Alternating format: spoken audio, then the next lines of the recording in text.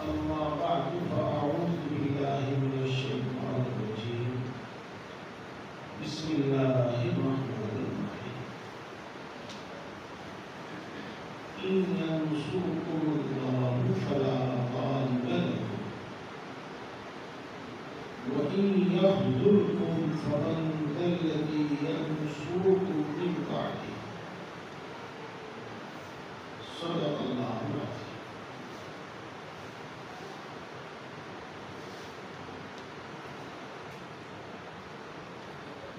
عن علي رضي الله تعالى عنه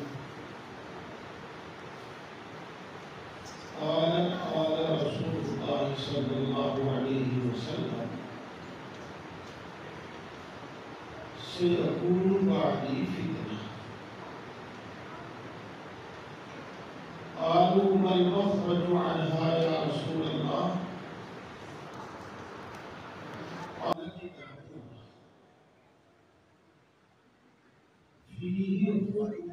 فيه نبأ ما قبلكم وخبر ما بعدكم وحكم فيما بينكم أو كما قال عليه الصلاة والسلام.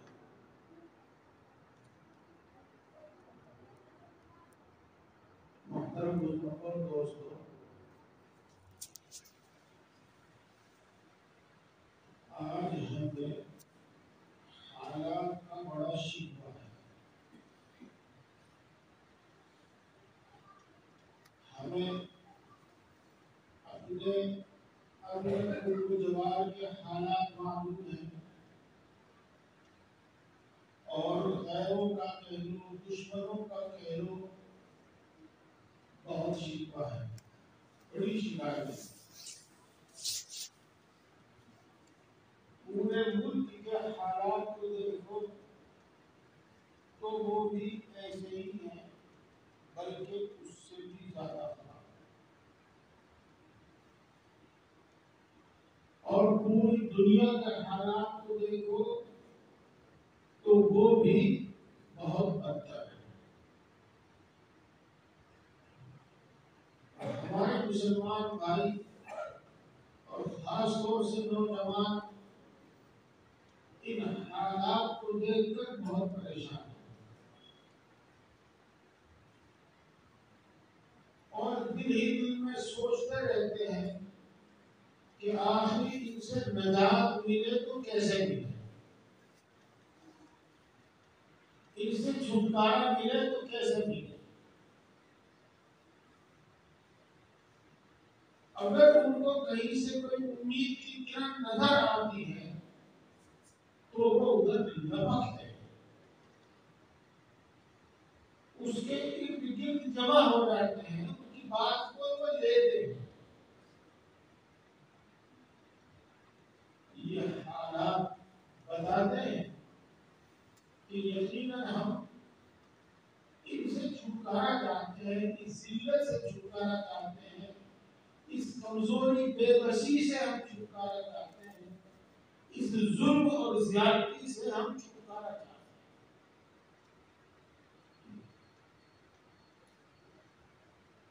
لیکن دیکھنے میں یہ آ رہا ہے کہ یہ حالات ہمارا پیچھا کر رہے ہیں اور بہت مدت سے، بہت بڑے زمانے سے، لمبے زمانے سے یہ ہمارا پیچھا کر رہے ہیں اور ان حالات سے ہمیں نجات نہیں ملی. میرے دوستو، آخر اس کی وجہ کیا ہے؟ کیوں نجات نہیں مل رہی؟ کیوں چھٹکارا نہیں مل رہا؟ پیارے بھائیوں، اس کی وجہ ایک ہی ہے کہ ہم جو علاج کرتے ہیں، ہم جو تدبیر کرتے ہیں، وہ علاج اور وہ تدبیر صحیح نہیں.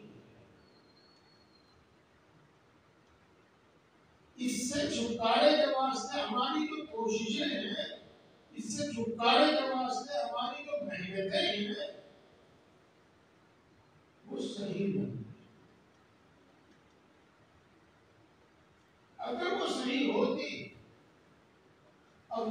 سزا مل چکی.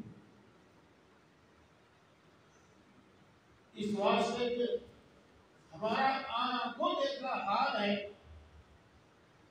کہ جب ہم اپنی منزل کی طرف چلتے ہیں اور صحیح راستہ منتخب کرتے ہیں، صحیح راستے پر چلتے ہیں، تو کتنے بھی آہستہ چلیں لیکن ہم اپنی منزل کے قریب ہوتے جاتے ہیں. اور اگر ہم غلط راستہ اختیار کر لیں تو ہم اپنی منزل سے دور ہوتے جاتے ہیں.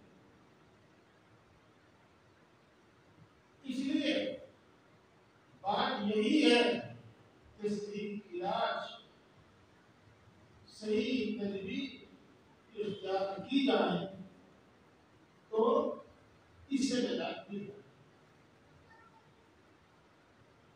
پیارے بھائیوں، میں اس سلسلے میں آپ کو اور بھی زیادہ بتاتا ہوں، لیکن میں سمجھتا ہوں کہ اسی کو کافی سمجھ کر اب میں آگے بڑھوں. پیارے بھائیوں، یہ حدیث بات جو میں نے آپ کے سامنے پڑھی ہے، اس میں رسول اللہ صلی اللہ علیہ وسلم نے ہمیں انہی حالات سے، انہی قسم کے حالات سے باخبر کیا اور ان حالات کا علاج بھی بتایا،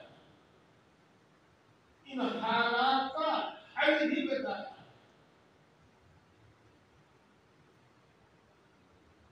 چنانچہ پہلے میں اس آیت شریفہ، اس حدیث پاک کا ترجمہ کرتا ہوں، اور ترجمہ کیا ایک مطلب بیان کرتا ہوں اس کا. صرف ترجمہ کرنے سے بات سمجھ میں نہیں آتی. ایک مرتبہ رسول اللہ صلی اللہ علیہ وسلم صحابہ کرام رضوان اللہ تعالی علیہم اجمعین کے درمیان تشریف فرما تھے، تو آپ نے صحابہ کرام رضوان اللہ تعالی علیہم اجمعین کو خطاب کر کے ارشاد فرمایا کہ میرے بعد بہت سے فتنے دیکھو گے، آزمائش کے حالات، امتحان کے حالات، پریشانی کے حالات میرے بعد کچھ فتنے. صحابہ نے عرض کیا، اے اللہ کے رسول صلی اللہ علیہ وسلم، ان فتنوں سے نکلنے کی کیا صورت ہو، ان سے بچنے کی کیا صورت ہو؟ دو لفظ بولے میں، ایک تو ہم ان سے بچیں اور وہ فتنے ہی نہ آئیں، تو ان سے بچنے کی کیا صورت ہو؟ اور دوسرے یہ کہ وہ اگر آ ہی جائیں اور ہم کو وہ گھیر ہی لیں تو پھر ان سے نکلنے کی کیا صورت ہو؟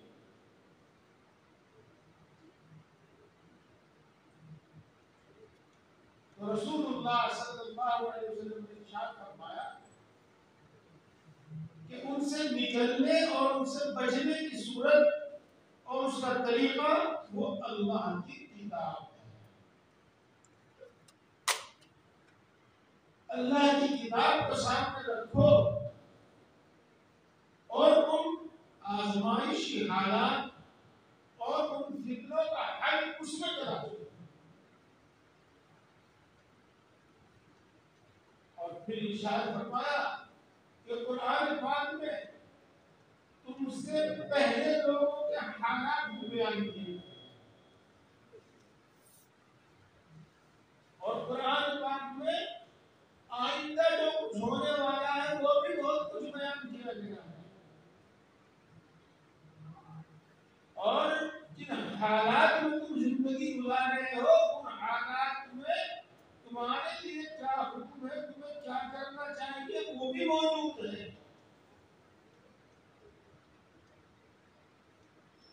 پہلوں کے حالات سن کر عبرت حاصل کرو، آئندہ آنے والوں کے حالات سن کر ہوشیار اور بیدار رہو. وقت میں جو حکم ہے تمہارے لیے اس کے پابند رہو. فتنوں سے بچ جاؤ گے. پھنس گئے تو نکل جاؤ.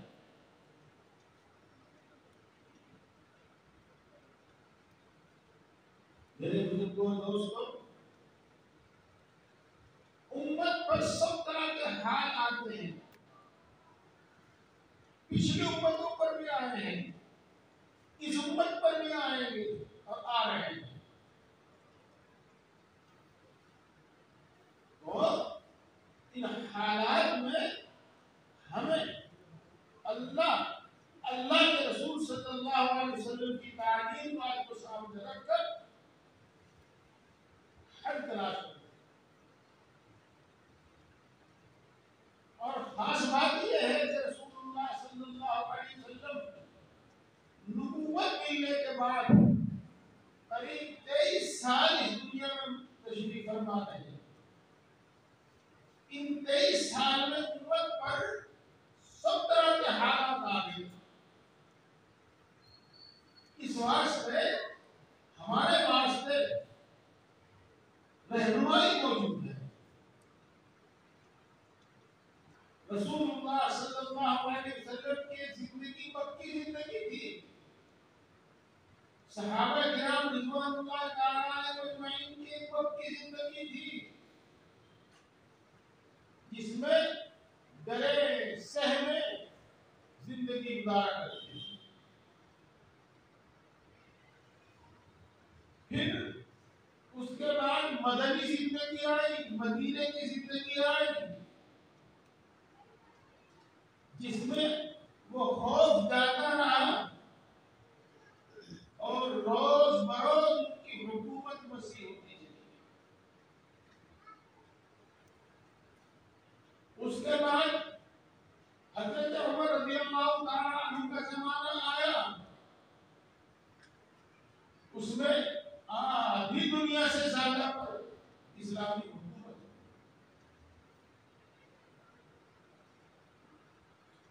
تو اس چھوٹی سی تھوڑی سی دنوں میں سب طرح کے حالات امت پر آئے. ہمارے واسطے رہنمائی موجود ہے. میرے بہت دوستوں، میں اپنی تعریف نہیں کرتا لیکن آپ کو کچھ بتانے کے واسطے 2-4 جملے عرض کرتا ہوں. آج کل جو بات تقریر ہوتا ہے سوائے چیخنے چلانے کے اور سوائے کوئی قصہ کہانی سنانے کے کوئی رہنمائی نہیں ملتی. آج آپ میری باتوں کو اچھی طریقے سے سننا، توجہ سے سننا، اور اللہ نے آپ کو جو علم دیا ہے، اللہ نے آپ کو جو عقل دی ہے، اس میں غور کرنا، اس میں غور کرنا. اب میں آپ کو اس آیت شریفہ کا ترجمہ سناتا ہوں جو میں نے شروع میں پڑھی تھی. إِن يَنْصُرْكُمُ اللَّهُ فَلَا غَالِبَ لَكُمْ وَإِن يَخْذُلْكُمْ فَمَنْ ذَا الَّذِي يَنْصُرُكُمْ مِنْ بَعْدِهِ. اگر اللہ تمہاری مدد کرے تو تم پر کوئی غالب نہیں آ سکتا. قرآن پاک کے تیسرے پارے، چوتھے پارے کی آیت شریفہ، چوتھے پارے کی آیت شریفہ ہے. آپ اس کا ترجمہ دیکھیں. إِن يَنْصُرْكُمُ اللَّهُ فَلَا غَالِبَ لَكُمْ. اگر اللہ تمہاری مدد کرے تو کوئی تم پر غالب نہیں آ سکتا. وَإِن يَخْذُلْكُمْ، اور اگر اللہ تبارک و تعالی تمہاری مدد چھوڑ دے، جب تم کو مدد کی ضرورت ہو، جب تم کو نصرت کی ضرورت ہو، اور اس وقت اللہ تمہاری مدد اور نصرت نہ کرے تو یوں بتاؤ کہ اب اللہ کے علاوہ تمہاری کون مدد کر سکتا؟ ظاہر بات ہے کہ اللہ کے علاوہ کوئی مدد نہیں کر سکتا. وَمَن نَّصْرُ إِلَّا مِنْ عِندِ اللَّهِ الْعَزِيزِ الْحَكِيمِ. مدد تو صرف اور صرف اللہ کی طرف سے آئے گی جو غلبے والا ہے، حکمت اور دانائی والا ہے. یہ آیت شریفہ میں بتا رہی ہے کہ جب بھی کام بنے گا اللہ کی نصرت اور اللہ کی مدد ضرور. یہ آیت شریفہ میں بتا رہی ہے کہ اللہ کی نصرت کے بغیر کام نہیں بنے گا. بات آگے ذہن منتشر ہوتا ہے.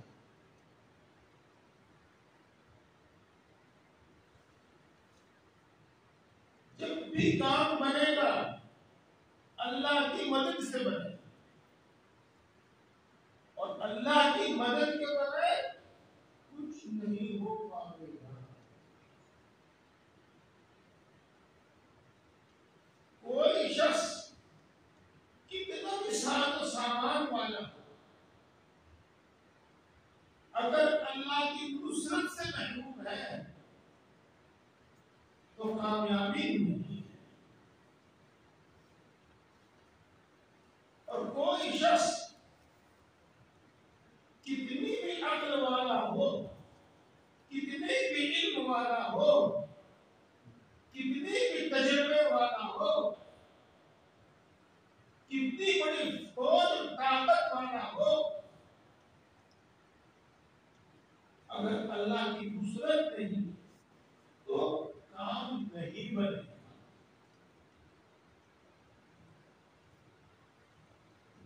یہ آیت شریفہ اس مضمون کو صاف صاف بتا رہے ہیں. اب میں آپ کو رسول اللہ صلی اللہ علیہ وسلم کی سیرت پاک میں سے ایک بڑے قصے میں سے تھوڑا سا آپ کو سنانا چاہتا ہوں جس سے یہ بات اچھی طرح سمجھ میں آ جائے گی کہ اللہ کی نصرت کے بغیر کچھ ہو نہیں سکتا. کہیں نہ کہیں آدمی پھنسا پڑا ہے.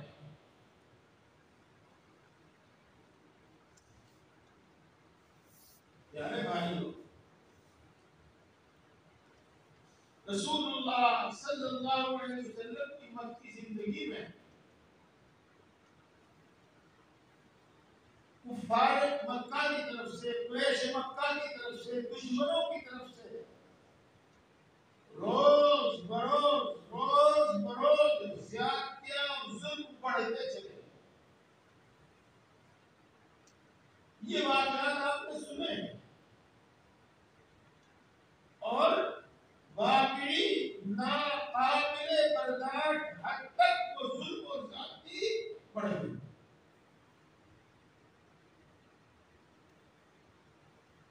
اس وقت اللہ رب العزت نے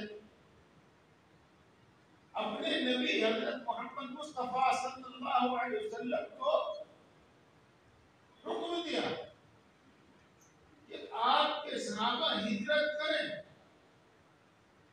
اور مکہ مکرمہ چھوڑ کر مدینہ منورہ چلے جائیں. صحابہ کرام رضوان اللہ تعالی علیہم اجمعین نے ایک ایک کر کے، دو دو کر کے، علل اعلام یا چھپ کر جیسے بھی کر پڑا مکہ مکرمہ چھوڑنا شروع کر دیا. مدینہ منورہ پہنچتے رہے.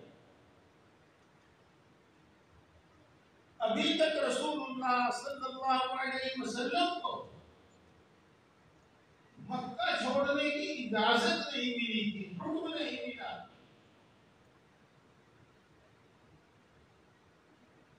ایک بار حضرت ابو بکر صدیق رضی اللہ تعالی عنہ رسول اللہ صلی اللہ علیہ وسلم کی خدمت میں حاضر ہوئے اور عرض کیا کہ اے اللہ کے رسول، میرا ارادہ بھی ہجرت کا ہو رہا ہے کہ میں بھی مکہ چھوڑ کر مدینہ چلا جاؤں۔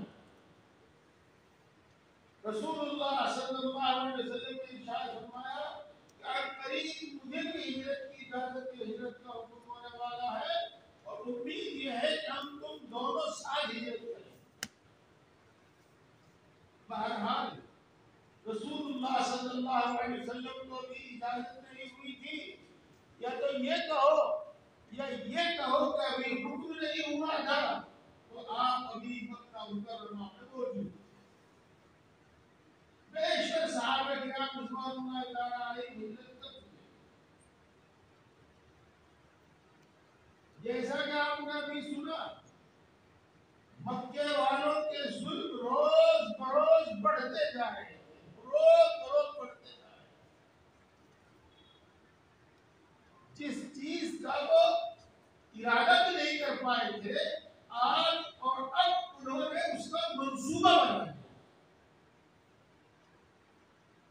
اور وہ منصوبہ یہ طے پایا، مشورے میں یہ طے پایا کہ آج رات نعوذ باللہ محمد کو قتل کر دیا۔ بڑی رازداری سے مکے کے تمام خاندانوں نے مل کر یہ منصوبہ بنا۔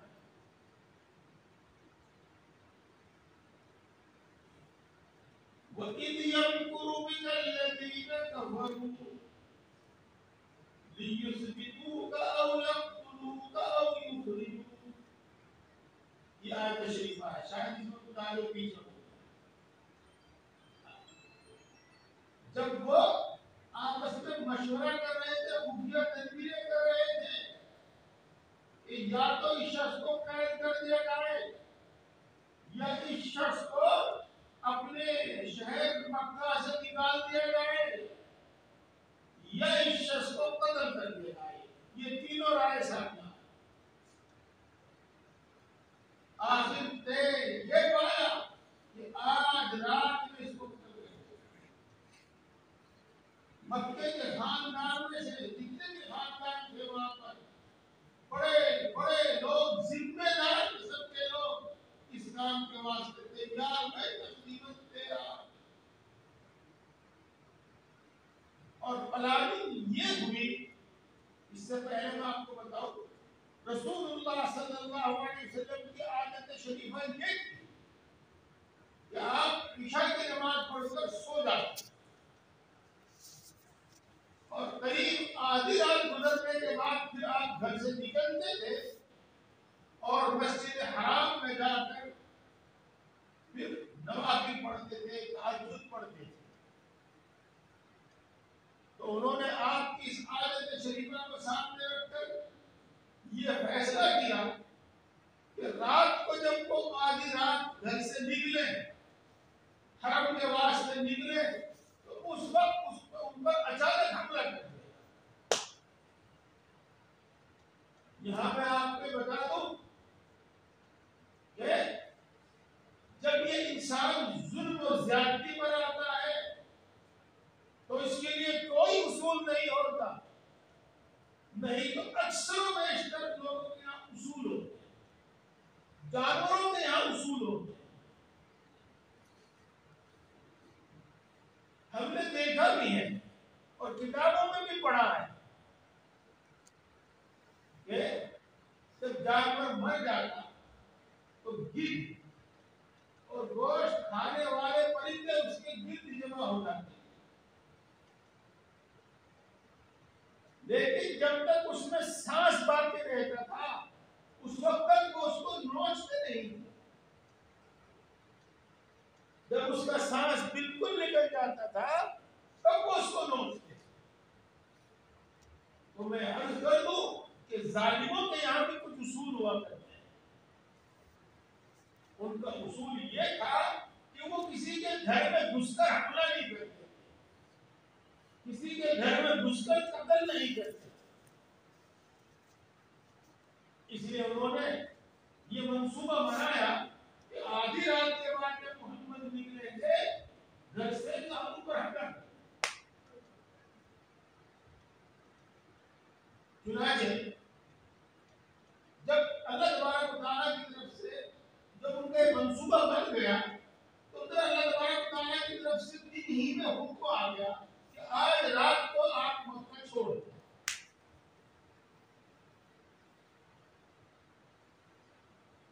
تو رسول اللہ صلی اللہ علیہ وسلم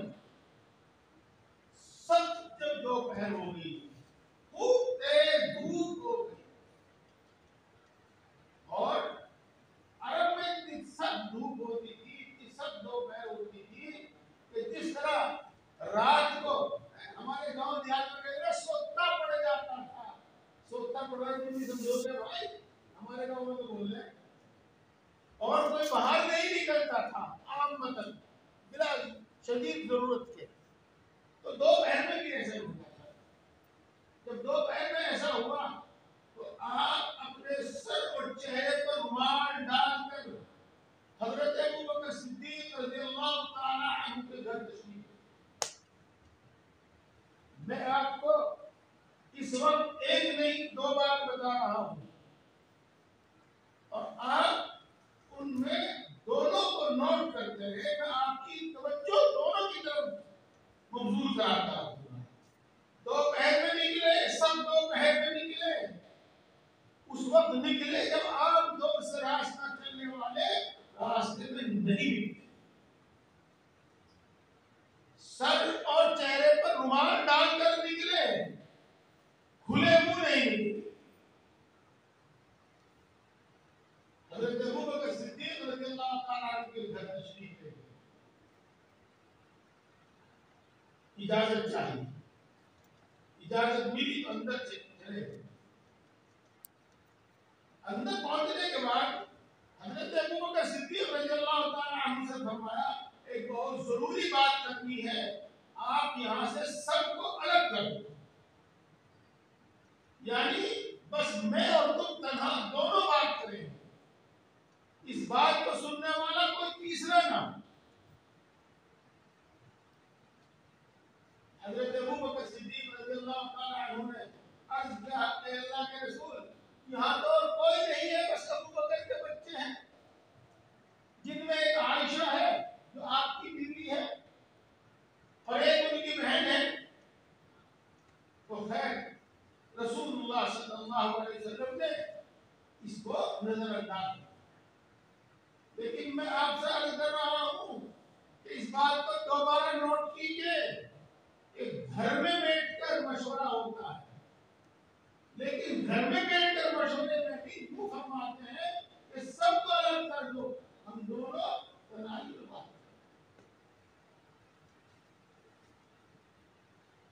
بات ہوئی دونوں کی اور یہ طے ہو گیا کہ میں رات کو کسی وقت آؤں گا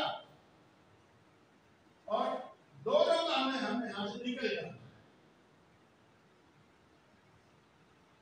تو رسول اللہ صلی اللہ علیہ وسلم اپنی عادت شریفہ کے مطابق عشاء کی نماز پڑھ کے اپنے گھر میں تشریف لائے اور حضرت علی رضی اللہ تعالی عنہ کو بلایا.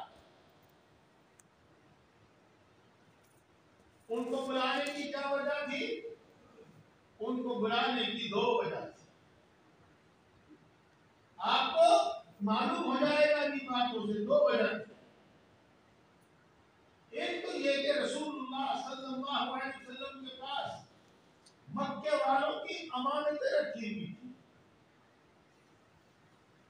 تو آپ اگر کے شہر چھوڑ کر ہی جا رہے تھے اور انہی کے ستائے ہوئے شہر چھوڑ کر جا رہے تھے، لیکن آپ نے یہ گوارا نہیں فرمایا کہ ان کی امانتیں ضائع ہوں یا میں اپنے ساتھ لے کر چلا جاؤں، بلکہ وہ تمام امانتیں حضرت علی رضی اللہ تعالیٰ عنہ کے سپرد کی. ان کو بتایا کہ یہ فلاں کی ہے، یہ فلاں کی ہے، یہ فلاں کی ہے.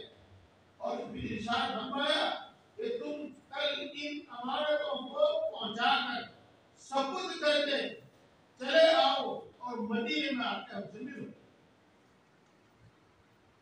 اور دوسرے جب رسول اللہ صلی اللہ علیہ وسلم اپنے گھر سے نکلنے لگے تو علی رضی اللہ تعالیٰ عنہ سے فرمایا کہ میری چادر خزروی چادر تھی، ہری سی چادر تھی، میری چادر اوڑھ کر میرے بستر پر لیٹ جاؤ. حضرت علی رضی اللہ تعالیٰ عنہ آپ کی چادر اوڑھ کر آپ کے بستر پر لیٹ. ان باتوں کو نوٹ کرتے رہنا. اس کے بعد رسول اللہ صلی اللہ علیہ وسلم نے دیکھا کہ میرے گھر کا محاصرہ کر لیا گیا ہے، میرے گھر کو گھیر لیا. اللہ پر بھروسہ کر کے سورہ یاسین شریف کی کچھ آیتیں پڑھتے ہوئے آپ اپنے دروازے سے نکلے اور ان کے بیچ میں کو نکل کر ان کی صفوں کو چیرتے ہوئے نکلے.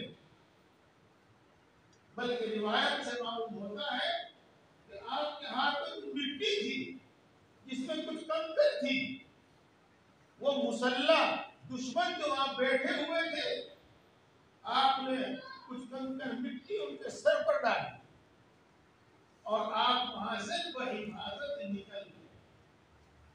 اور وہاں سے نکل کر حضرت ابوبکر صدیق رضی اللہ تعالیٰ عنہ کے گھر. آپ نے بہت بات سنی، لیکن جو میں سنانا چاہتا ہوں اس وقت کا جو موضوع ہے، اس وقت کی جو بات بتانا چاہتا ہوں وہ یہ ہے کہ جب بھی بات بنے گی اللہ کی مدد سے بنے گی اور اللہ کی نصرت کے بغیر کبھی نہیں بنے گی.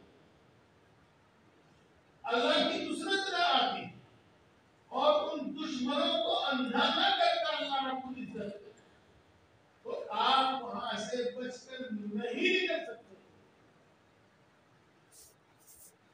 آپ وہاں سے بچ کر نہیں نکل سکتے. اللہ کی نصرت آئی اور کچھ بھی ہوا، کیسے بھی ہوا، جب رسول اللہ صلی اللہ علیہ وسلم دروازہ کھول کر نکل رہے تھے کسی نے نہیں دیکھا. جب ان کی صفوں کو چیر کر وہاں سے نکل رہے تھے کسی نے نہیں دیکھا. جب ان کے سروں پر مٹی اور کنکر ڈال رہے تھے کسی کو احساس نہیں ہوا. یہ اللہ کی نصرت.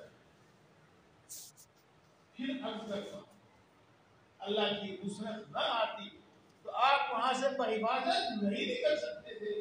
کوئی صورت نظر نہیں آتی کہ آپ وہاں سے بحفاظت نکل جائیں.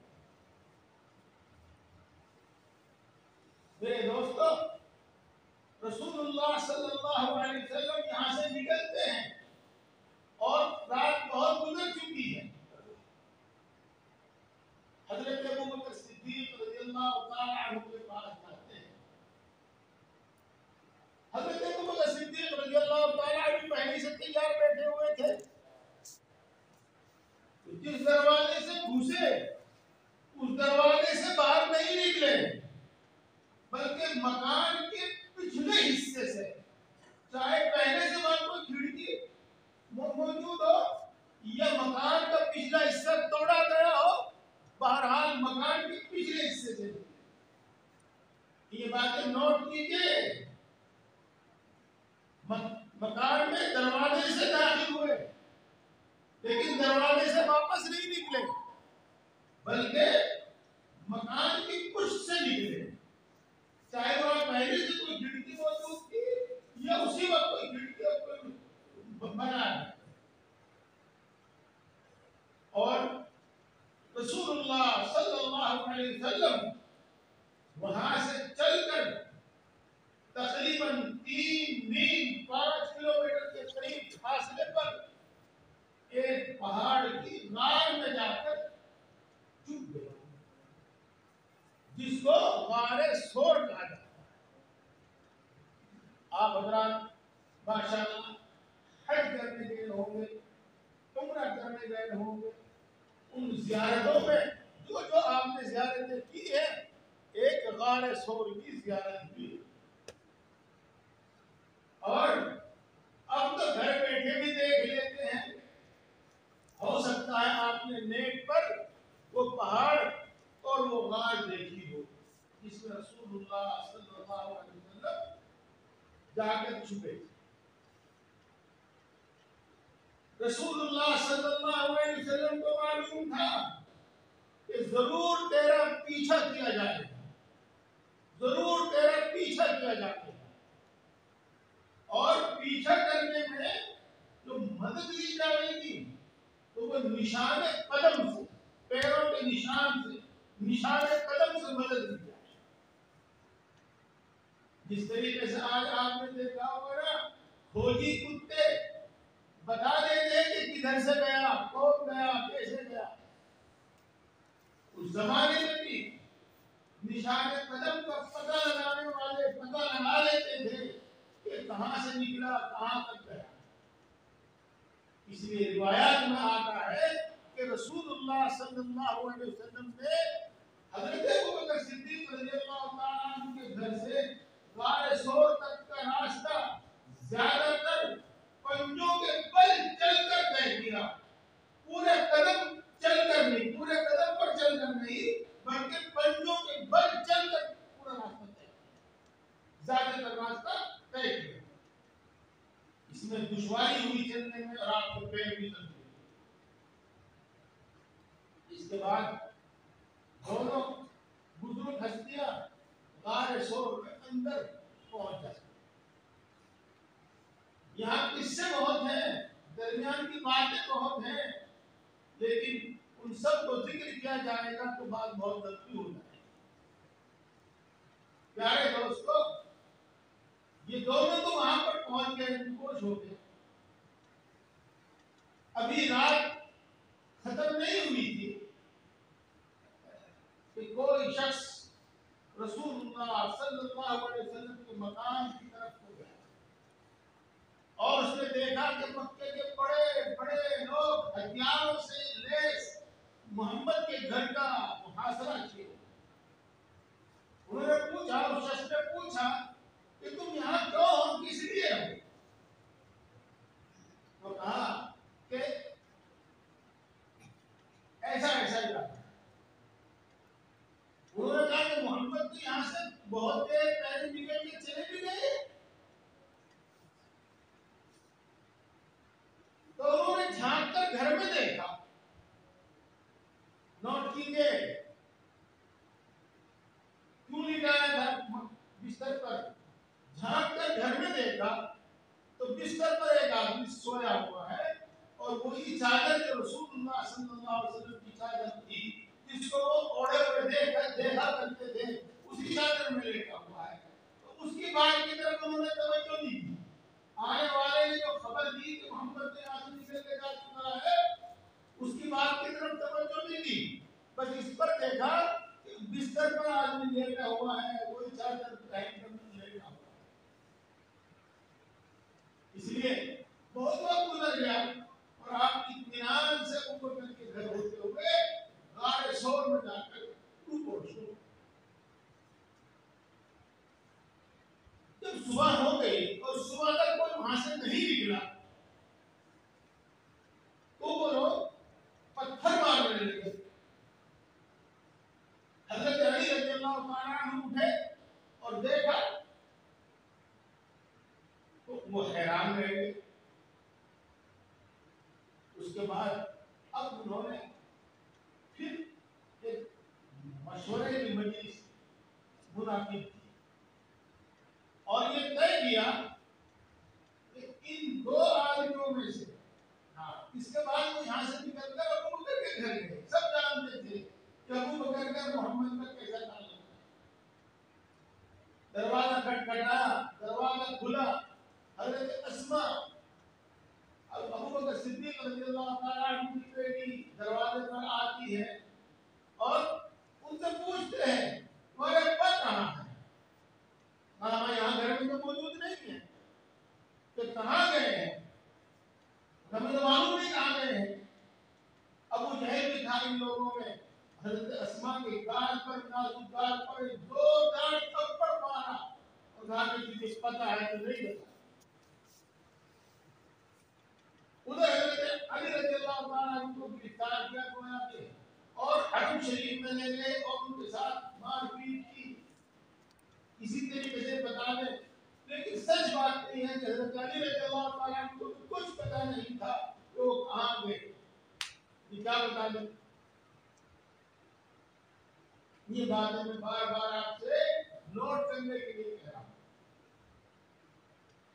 حضرت ابوبکر صدیق رضی اللہ تعالیٰ عنہ کے گھر میں مشورہ ہوگا، لیکن حضرت اسما، حضرت عائشہ رضی اللہ تعالیٰ عنہ جو موجود تھی، ان کی باتوں سے معلوم یہ ہوتا ہے کہ ان کو بھی معلوم نہیں تھا، ان کو بھی پتہ نہیں تھا کہ آپ یہاں سے گھر سے نکل کر کہاں گئے، جانے کا ارادہ ہے کہاں گئے، کہاں بھی جانے کا ارادہ ہے اور کہاں گئے۔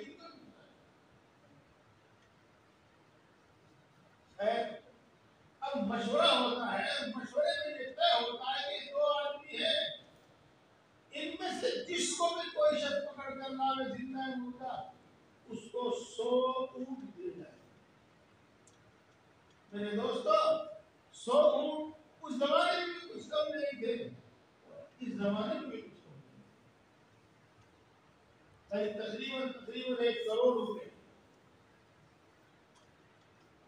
تو اس اعلان کے بعد مکے کے نوجوان کچھ اعلان کے لالچ میں، کچھ غیرت میں، کچھ اپنے خاندانوں کی اور اپنے دین کی نصرت کے لیے سب نکل پڑے اور ہر طرف آپ کو تلاش کرنا شروع کر کہیں نظر نہیں آئی، کہیں نظر نہیں آئی، کسی کو نہیں دکھائی دی۔ اس کے بعد انہوں نے وہ جو نشان قدم سے پہچان کرنے والا تھا اس کی مدد کی۔ دیکھو اگرچہ میں پہلا کر چکا ہوں کہ رسول اللہ صلی اللہ علیہ وسلم نے یہ راستہ زیادہ تر بندوں کے بل طے فرمایا، لیکن اس کے باوجود وہ پیر اور نشان قدم کا ماہر اتنا ماہر تھا کہ اس نے غار سور کے دروازے پر جا کر ان کو کھڑا کر دیا کہ بس یہاں تک آئے ہیں، اس سے آگے نہیں گئے، یہاں تک آئے ہیں، اس سے آگے نہیں گئے۔ اب آپ اگلی بات سنیں۔ پہلی بات تو یہ آپ نے سنا ہوگا کہ ایک شخص کا اونٹ گم ہو گیا تھا، وہ اپنا اونٹ تلاش کر رہا تھا، تو ایک گھڑے میں بھی جھانک کر اس نے دیکھا، گھڑے میں پانی کا گھڑا، گھڑے میں بھی جھانک کر اس نے دیکھا کہ شاید اس میں اونٹ ہو۔ جب آدمی کسی چیز کو تلاش کرتا ہے تو اسی طرح تلاش کرتا ہے، جہاں وہم و گمان بھی نہیں ہوتا وہاں بھی دیکھتا ہے۔ تو جب پیڑیے نے غار سور کے دروازے پر جا کر ان کو لے جا کر ان کو کھڑا کر دیا، تو ظاہری سی بات ہے، میری بھی عقل یہی کہتی ہے، آپ کی بھی عقل یہی کہتی ہوگی کہ جھوٹ منہ کی صحیح ایک مرتبہ جھک کر اندر تو دیکھنا تھا، ایک مرتبہ اندر تو داخل ہو کر دیکھنا تھا کہ یہاں کوئی ہے کہ نہیں ہے، لیکن عقل پر پردے پڑے اور انہوں نے جھک کر بھی نہیں دیکھا اس کے اندر کوئی ہے، اندر داخل ہونے کی بات تو بہت دور کی، جھک کر بھی نہیں دیکھا۔ حضرت ابوبکر صدیق رضی اللہ تعالیٰ عنہ اسی وقت کہہ رہے تھے اے اللہ کے رسول صلی اللہ علیہ وسلم، اگر انہوں نے جھک کر دیکھ لیا تو یہ ہمیں دیکھ لیں، لیکن انہوں نے جھک کر نہیں دیکھا۔ یہ بات تو بالکل پکی روایتوں سے ثابت ہے جتنی میں نے آپ کو بتائی، لیکن اس سے آگے بھی روایتیں ملتی ہیں، اس سے بھی آگے روایتیں ملتی ہیں کہ بکری نے جالا پور دیا، کبوتری نے انڈے دے دیے، بلکہ ابھی نئے تازہ مطالعے میں بات سامنے آئی کہ کیکر کا ایک درخت اس دروازے کے بیچ میں اگا، اور بات سمجھ میں آتی ہے جب ہم یہ دیکھتے سنتے تھے پڑھتے تھے کہ کبوتری نے انڈے دے دیے تو سوچتے تھے کہ گھونسلہ کیسے بنایا ہوگا، کہاں بنایا ہوگا. لیکن آج بات سمجھ میں آتی ہے وہ جو درخت ہوا تھا اسی پر گھونسلہ بنایا ہوگا، وہی انڈے بھی دیے. جب ان کو کہا گیا کہ ہو سکتا ہے اندر ہو تو انہوں نے کہا کہ نہیں، اندر نہیں ہو سکتا کوئی. اگر اس میں اندر کوئی جاتا تو یہ جالا ٹوٹتا، انڈے گرتے اور یہ درخت میں تو اندر جانے کا راستہ ہی نہیں تھا. میرے دوستو، اگر یہ چیزیں ہیں کہ درخت کو کیا کبوتری نے انڈے دے دیے، مکڑی نے جالا ٹوٹ دیا، تو یہ اللہ کی نصرت ہے. اور یہ بھی نہ ہو ان کے عقل پر پردے پڑ گئے کہ انہوں نے اندر گھس کر نہیں دیکھا، انہوں نے جھک کر بھی نہیں دیکھا، تو یہ اللہ کی نصرت نہیں ہے. میں پھر عرض کروں، اگر اللہ کی نصرت نہ آتی تو پکڑے گئے. کتنی بھی ہوشیاری، کتنی بھی سمجھداری سے کام لیا لیکن پکڑے گئے. اب آپ یہ سمجھ گئے ہوں گے کہ 3 دن تک غار ثور میں کیوں چھپے رہے. کیوں چھپے رہے؟ اس لیے چھپے رہے کہ آپ کو معلوم تھا کہ ہمارا پیچھا کیا جائے گا اور ہم کو پکڑا جائے گا. تو اگر ہم راستہ چلتے رہے تو کوئی نہ کوئی ہم تک پہنچ ہی جائے گا. اگر ہم راستہ چلتے رہے تو کوئی نہ کوئی ہمارا پتہ بتا ہی دے گا. اس لیے اس میں چھپے. اور جب دیکھا کہ 3 دن تک ہاتھ تھکتے ہوئے بیٹھ گئے ہوں گے تو پھر آپ بھی ادھر چلے. میرے دوستو، اس میں جو قابل ذکر حصہ تھا وہ میں نے آپ کو سنایا اور آپ کو یہ بتایا کہ اللہ کی نصرت نہ آتی تو پکڑے. میں ابھی اسی قصے کو تھوڑا آگے لے کر چلتا ہوں.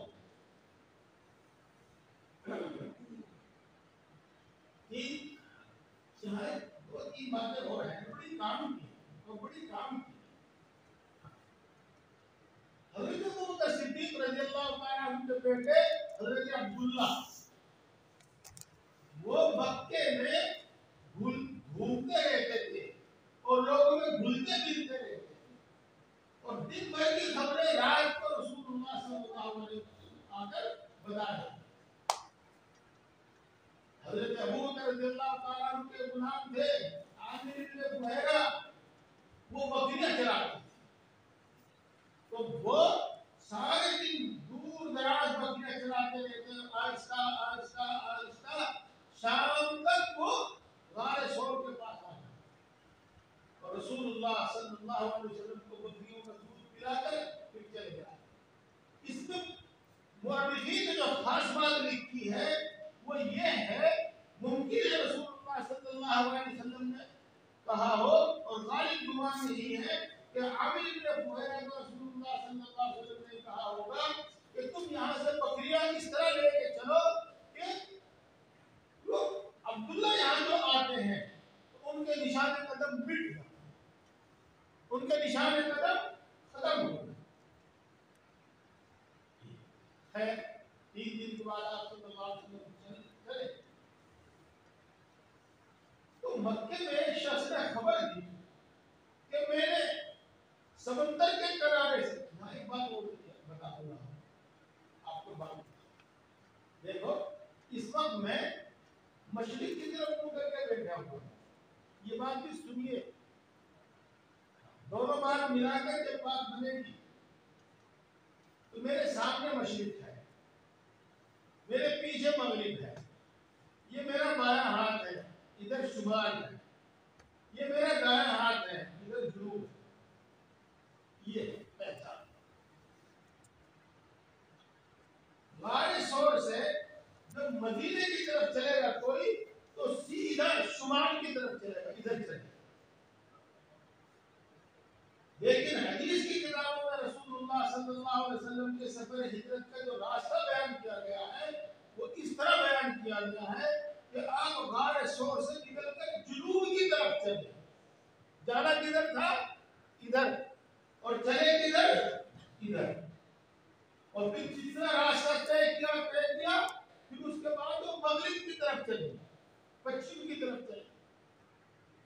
جتنا راستہ طے کیا اس کے بعد پھر انہوں نے شمال کی طرف راستہ اختیار کیا اور مدینے کا راستہ اس وقت اختیار کیا. یہ بھی نوٹ کیجیے. تو میں دوستو 3 دن کے بعد 4 دن کے بعد مکے میں ایک نوجوان ایک مجلس میں محفل میں خبر دیتا ہے کہ میں نے ساحل سمندر سے سمندر کے کنارے کچھ لوگوں کو جاتے ہوئے دیکھا ہے. وہ ہو نہ ہو محمد اور ان کے ساتھی. تو اس مجلس میں ایک شخص تھا جس کا نام تھا سراقہ بن مالک. اس کے دیوار میں ایک بات آ رہی ہے, ذہن میں بات آ رہی ہے, وہی ہو سکتا, دونوں وہی ہو سکتا, اور مجھے وہاں جانا چاہیے اور ان کو گرفتار کرنا چاہیے. 200 اونٹ ملے. بھائیو اس وقت تو اس نے کہا ہے کہاں رکھے, اب تو کئی دن ہو گئے, اب تو جہاں کو جانا ہوگا چلے گئے ہوگی. یہ بات کہے تو اس نے بات ٹال دی. کچھ دیر کے بعد وہ وہاں سے اٹھا اور اپنا گھوڑا تیار کیا, زین لگائی, لگام لگایا, اور جس طرح اس نوجوان نے بتایا تھا اس طرف اس نے گھوڑا دوڑا. کچھ دیر کے بعد جو بھی دیر لگی وہ رسول اللہ صلی اللہ علیہ وسلم کے قریب, اور رسول اللہ صلی اللہ علیہ وسلم کی آواز سے پہچان لیا کہ آپ صلی اللہ علیہ وسلم جو کچھ پڑھ رہے تھے دعائیں وغیرہ اس کے کان میں آ رہی تھی. بہت قریب پہنچ گیا, لیکن گھوڑے کو ٹھوکر لگی, گھوڑا بھی دھڑام زمین پر گرا, اور جب گھوڑا گرا تو سراقہ بھی. لیکن 100 اونٹ نہیں 200 اونٹ کی تلاش, اور اس کے دماغ میں اس کے ذہن میں ہمیشہ کی عزت. کسی نے اٹھا سنبھلا اور گھوڑے پر بیٹھا اور پھر رسول اللہ صلی اللہ علیہ وسلم پر گھوڑا. روایت میں آتا ہے کہ بہت نزدیک پہنچ گئے سراقہ. رسول اللہ صلی اللہ علیہ وسلم اونٹنی پر سوار تھے, وہ گھوڑے پر سوار تھا. اتنے نزدیک پہنچ گئے کہ جب وہ ہاتھ بڑھاتا تو آپ صلی اللہ علیہ وسلم کا ہاتھ میرے کان پر رکھتا. اس وقت اس کا گھوڑا زمین میں دھس گیا. میرے دوستو, میں نے بہت سی باتیں آپ کو بتائی ہے, سب تو نہیں بتائی, لیکن انہی سے آپ کو اندازہ ہو گیا ہوگا کہ رسول اللہ صلی اللہ علیہ وسلم نے کتنی ہوشیاری سے سفر کیا. جتنی ہوشیاری ممکن تھی وہ سب ہوشیاری آپ نے یہاں پر اختیار کی. لیکن اگر اللہ کی مدد نہ آتی تو پکڑ گئے.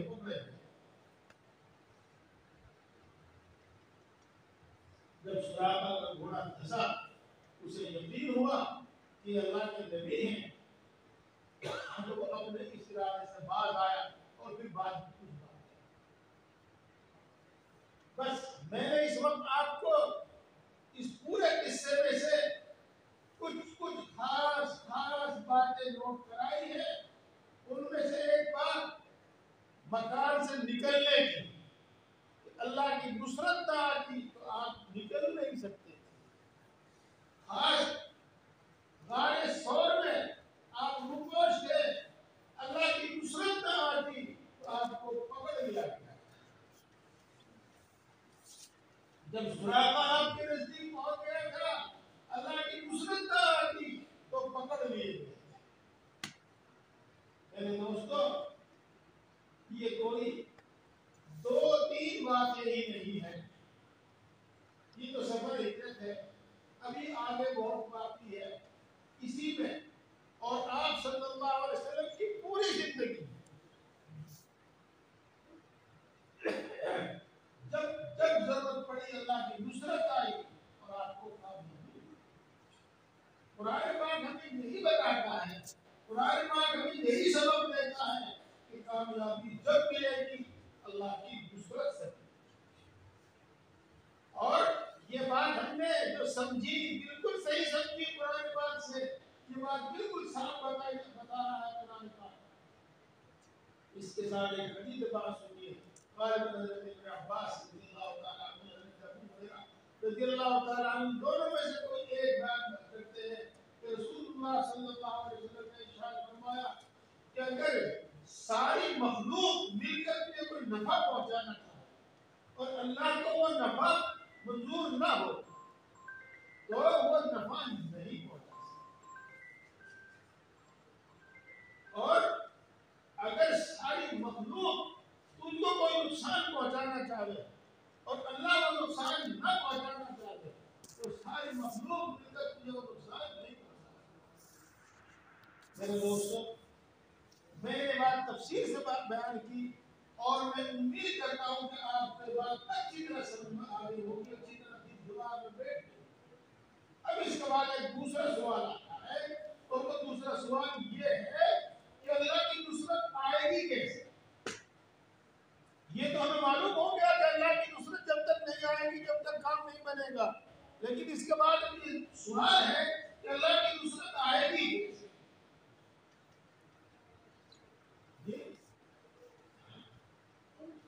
تو میرے دوستو, میں نے شروع میں جو حدیث بات پڑھی تھی کہ نکلنے کا راستہ قرآن پاک میں ہے.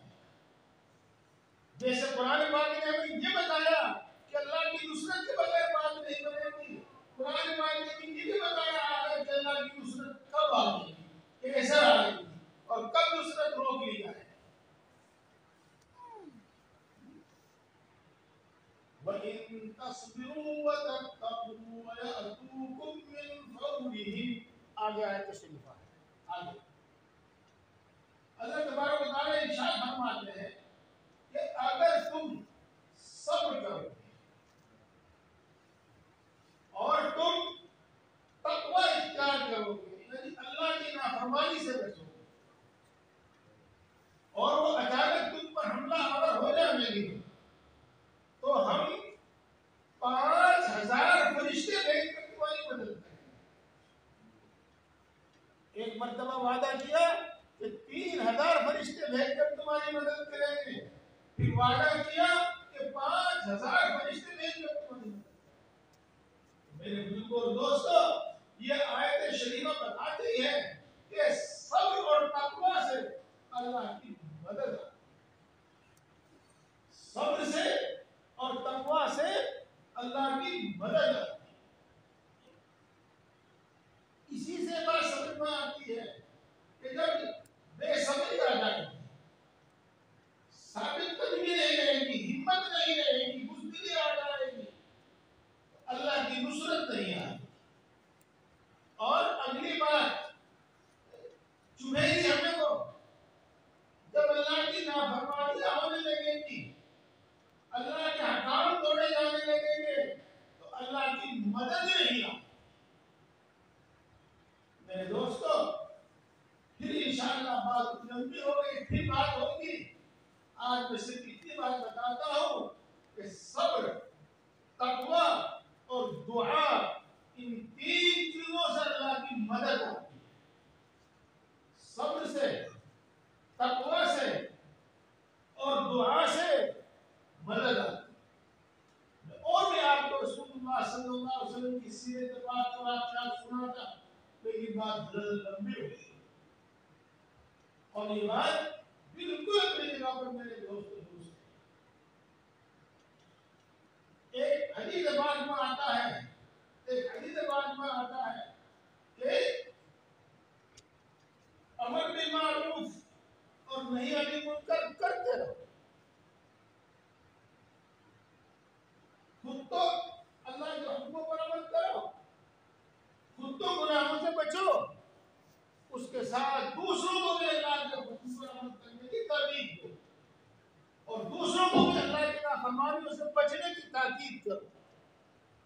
ایسا نہ ہو کہ گناہ اتنے ہونے لگے, اللہ کی نافرمانیاں اتنی ہونے لگے کہ تمہارے نیک لوگ تمہارے واسطے دعا کریں اور اللہ تبارک و تعالیٰ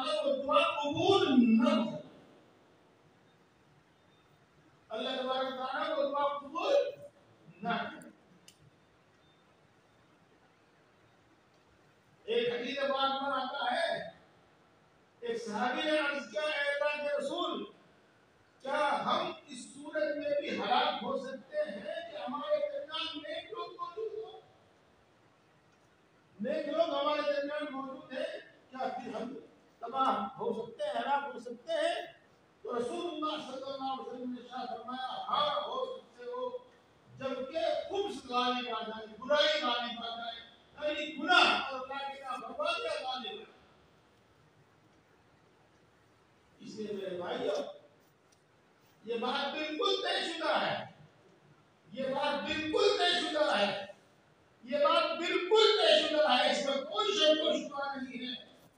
اب تو حالات وہاں تک پہنچ گئے ہیں کہ اللہ کی نصرت کے بغیر چھٹکارا نہیں،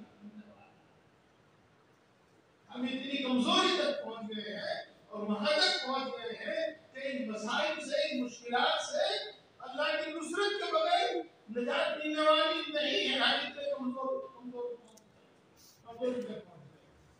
اس واسطے اب اللہ کی نصرت کو متوجہ ہو تو ہمارا کام بنے، اور اللہ کی نصرت متوجہ ہوگی صبر سے، اللہ کی نصرت متوجہ ہوگی اللہ کی اطاعت و فرمانبرداری سے، اور اللہ کی نصرت متوجہ ہوگی اللہ تبارک و تعالی سے دعا مانگنے سے۔ لہذا اپنا بھلا چاہو، اپنی نسلوں کا بھلا چاہو، اس دنیا میں اپنی خیر چاہو، اور مرنے کے بعد اپنی خیر چاہو، تو اپنی زندگیوں پر نظر ثانی کرو،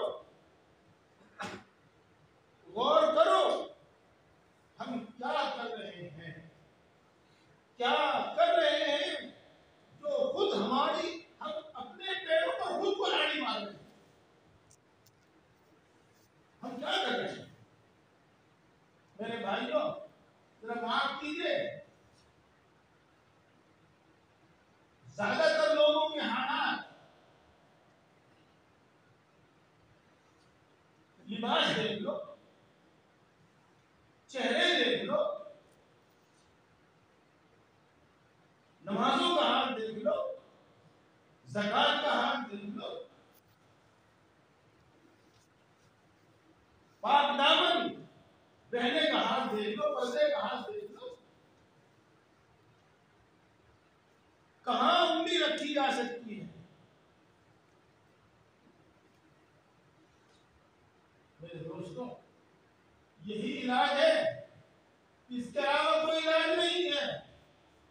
کوئی مانے یا نہ مانے، مانے اور اپنے آپ کو بچا لے، اور پھر اس جد و جہد میں لگے، اس کوشش میں لگے کہ اللہ کی اطاعت و فرمانبرداری عام ہو اور ہر شخص کی زندگی میں دین آئے، اس کے لیے جد و جہد میں لگے، تو نجات ہے، نہیں تو نجات کی کوئی صورت نہیں۔ بھائیوں، نمازیں پڑھو، گھر میں سب کو کہو نمازیں پڑھیں، قرآن پاک کی تلاوت کرو، حلال کھاؤ، پاک دامن رہو، ہر بالغ جس کے چہرے پر داڑھی آ جائے وہ داڑھی رکھے، ہر گناہ سے بچو، اللہ سے دعا کرو، دنیا و آخرت کی نجات اسی میں۔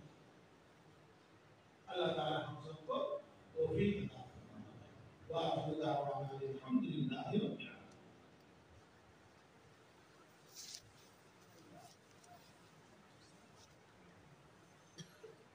الحمد للہ رب العالمین، الرحمن الرحیم، مالک یوم الدین، والصلاة والسلام على سید الانبیاء والمرسلین، محمد وآلہ واصحابہ اجمعین۔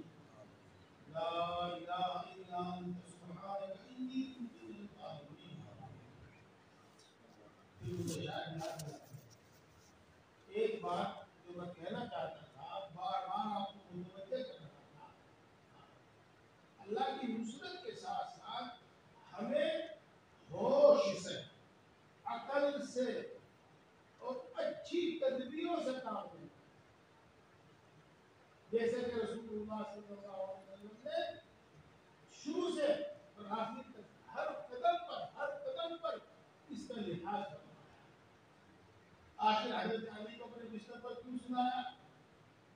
آخر دو پہر میں جب سب اپنے گھروں میں تھے، جب کیوں نکلے؟ جس دروازے سے گھسے اس سے نہیں نکلے، کھڑکی بات کی مکان کی کچھ سے کیوں نکلے؟ پیروں کے پنجوں کے بل کیوں چلے؟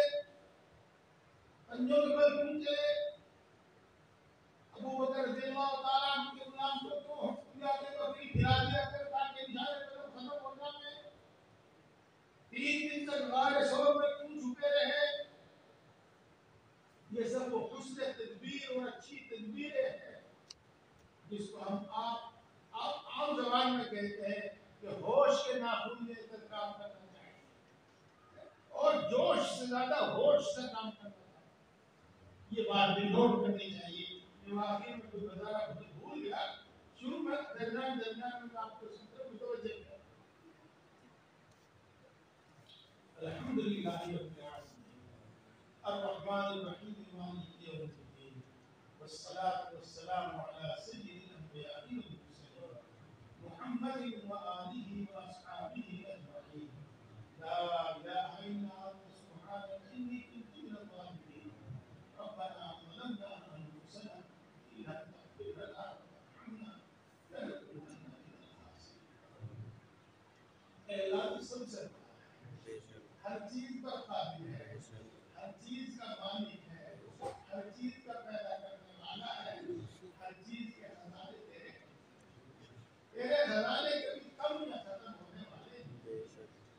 اے اللہ تو یقیناً بڑی طاقت والا ہے، تیری قدرت میں مٹی اور سونا پیدا کرنا ہے۔ اے اللہ تو یقیناً بڑی طاقت والا ہے، تیری قدرت میں کنکر پتھر اور ہیرا موتی پیدا کرنا برابر ہے۔ اے اللہ تو یقیناً بڑا مہربان ہے، سب پر مہربان ہے، بڑی بڑی نعمتوں سے نوازتا ہے، بے شمار عطا فرماتا ہے، بے بلا عوض عطا فرماتا ہے، بلا استحقاق عطا فرماتا ہے، بغیر مانگے عطا فرماتا ہے اور مانگنے والوں کو کبھی محروم نہیں۔ اے اللہ تو یقیناً بڑا مہربان ہے، سب پر مہربان ہے، بڑی بڑی خطاؤں کو معاف فرماتا ہے، بار بار معاف فرماتا ہے، معاف کرنے کو پسند کرتا ہے، سینکڑوں سال کے کفر و شرک تک کو توبہ کرنے سے معاف کر دیتا ہے۔ اے اللہ ہم تیری اتنی اچھی اور سچی صفات کے واسطے سے اور دوسری تمام اچھی اور سچی صفات کے واسطے سے مانگتے ہیں، ہم سب کو ایمان کامل عطا فرما۔ آمین۔ اے اللہ ایمان کامل عطا فرما، ایمان کی لذت و حلاوت نصیب فرما، ایمانی تقاضوں پر عمل کرنے کی توفیق نصیب فرما، ایمانی صفات ہمارے اندر پیدا فرما، اپنے باتوں کا یقین ہمارے دل میں پیدا فرما۔ اے اللہ اپنی محبت و معرفت عطا فرما، اپنا خوف عطا فرما، اپنے نبی کی محبت عطا فرما، نیک لوگوں کی محبت عطا فرما، ہم سب کو ہدایت عطا فرما، پورے عالم میں ہدایت کو عام فرما، ہماری اولاد کو ہدایت عطا فرما، ہماری آنے والی نسلوں کو ہدایت عطا فرما، نیک اعمال کی رغبت اور شوق ہمارے دل میں پیدا فرما۔ اے اللہ دین کی صحیح سمجھ عطا فرما، نفع دینے والا علم عطا فرما۔ اے اللہ ذکر کرنے والی زبان عطا فرما، شکر کرنے والا دل عطا فرما، اپنی طاعت و عبادت میں مشقت برداشت کرنے والا جسم عطا فرما۔ اے اللہ آج تک جتنے گناہ کیے ہیں تمام گناہوں کو معاف فرما، پکی سچی توبہ نصیب فرما، توبہ پر استقامت نصیب فرما۔ اے اللہ توبہ پر استقامت نصیب فرما، ہم سب کو اپنا فرما بردار بندہ بنا، ہم سب کو پرہیزگار بندہ بنا۔ چار جملے چار جملوں پر آمین کہنے کے بجائے آپ کو چار جملے خود بھی کہیے۔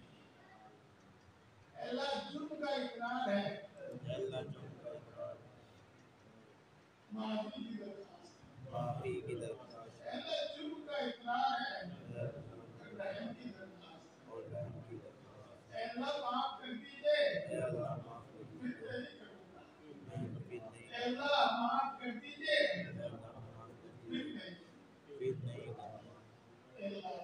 شیطان کے شر سے ہماری حفاظت فرما، ایک لمحے کے لیے ہمیں نفس و شیطان کے حوالے نہ کرنا۔ اے اللہ تیری نصرت اور تیری توفیق کے بغیر کچھ بھی نہیں ہوتا۔ اپنی طاعت و عبادت میں ہماری مدد فرما، اپنی طاعت و عبادت کی ہمیں توفیق عطا فرما، اپنی طاعت و عبادت کو ہمارے لیے آسان فرما۔ اے اللہ تیری شان بڑی بلند ہے، تیرا مرتبہ تیری شان بہت تیری شان عبادت کرنے سے اور تم قریب ہے، قریب چھوٹی موٹی امور کر لیتے ہیں۔ اے اللہ ہماری ناقص عبادتوں کو قبول کر، اے اللہ ہماری ناقص عبادتوں کو قبول کر۔ اے اللہ ساری مخلوق تیری محتاج ہے، کسی کا محتاج نہیں ہے، ہم تیری ہی عبادت کرتے ہیں اور تجھی سے مانگتے ہیں، تیرے سوا کسی سے کوئی امید نہیں ہے۔ سچ تو یہ ہے کہ تیرے سوا ہمارا کوئی ہے ہی نہیں، اور سچ تو یہ ہے کہ تیرے سوا کسی کو کوئی طاقت اور قدرت نہیں ہے۔ اے اللہ اپنے فضل و کرم سے ہم سب کی تمام ضرورتیں پوری کرو، اپنے سوا کسی کا محتاج نہ بنا۔ اے اللہ بیماری اور بڑھاپے میں جب ہمارے ہاتھ پاؤں بھی ہمارے ساتھ نہ دے، اس وقت بھی کسی کا محتاج نہ بنا، اس وقت ہمیں روزی زیادہ عطا کرو۔ اے اللہ ہم سب کو، ہمارے گھر کے تمام افراد کو، امت مسلمہ کے ہر فرد کو اے اللہ صحت تندرستی عطا فرما، شفاء کاملہ عاجلہ عطا فرما، خصوصاً خطرناک قسم کی بیماریوں سے شفا نصیب فرما، خصوصاً خطرناک قسم کی بیماریوں سے حفاظت فرما۔ اے اللہ خوشحالی عطا فرما، تندرستی سے حفاظت فرما۔ اے اللہ خوشحالی عطا فرما، تندرستی سے حفاظت فرما۔ اے اللہ تو خوب جانتا ہے کہ قرض نگاہ جھکا دیتا ہے، تو خوب جانتا ہے کہ قرض کمر توڑ دیتا ہے۔ اے اللہ قرضوں سے سود نوش فرما، قرضوں کی ادائیگی کی صورتیں پیدا فرما، غیر سے مدد فرما، قرضوں کی ادائیگی کی صورتیں پیدا فرما۔ اے اللہ تو دلوں کی بات کو خوب جانتا ہے، ان پر کچھ بھی چھپا ہوا نہیں۔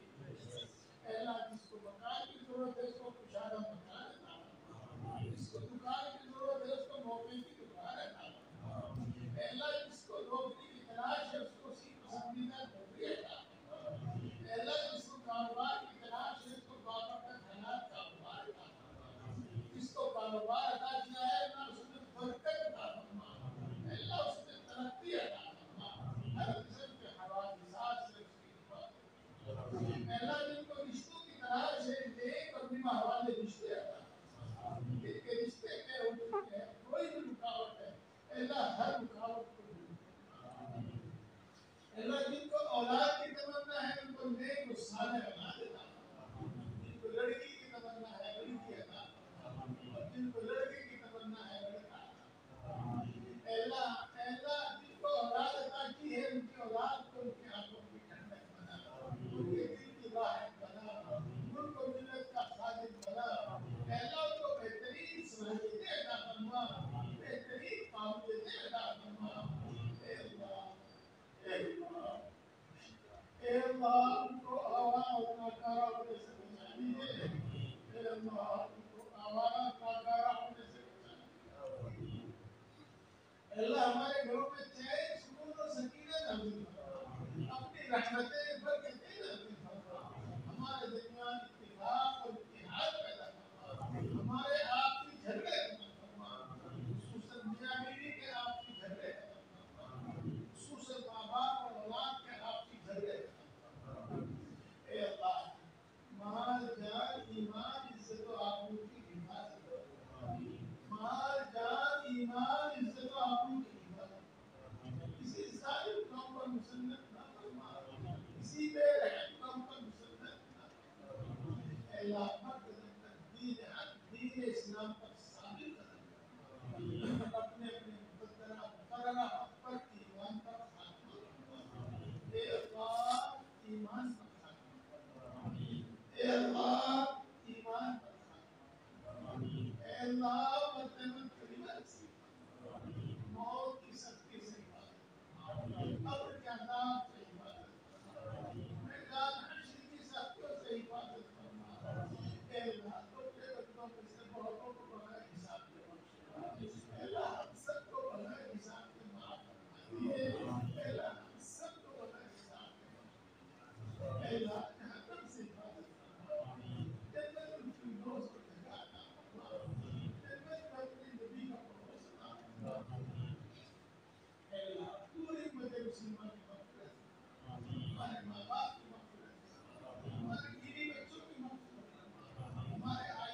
فرما، دوست احباب کی مغفرت فرما، ہمارے اساتذہ ہمارے مشائخ کی مغفرت فرما، اے اللہ جس کا ہمارے دل میں کوئی حق ہے اس کی مغفرت فرما، اور جس نے ہم پر کبھی کوئی احسان کیا ہے اللہ اس کی مغفرت فرما، اے اللہ امت کے اندر بیداری اور سمجھداری پیدا فرما، اے اللہ امت کے درمیان اتفاق اور اتحاد پیدا فرما، امت کے اندر بیداری اور سمجھداری پیدا فرما، امت کے اندر اتفاق اور اتحاد پیدا فرما، اے اللہ اسلام و مسلمانوں کو عزت اور غلبہ نصیب فرما، اے اللہ اسلام و مسلمانوں کو غلبہ قوت عطا فرما، اے اللہ قوت عطا فرما، اسلام و مسلمانوں کے دشمنوں کو اے اللہ نیز و نابود فرما، ان کی سبوں میں نہ انتشار پیدا فرما، اے اللہ ان کی طاقت کو پارا پارا فرما، اے اللہ ان کے منصوبوں میں ناکام فرما، اے اللہ اپنا عالم میں امن و امان سکون اطمینان نازل فرما،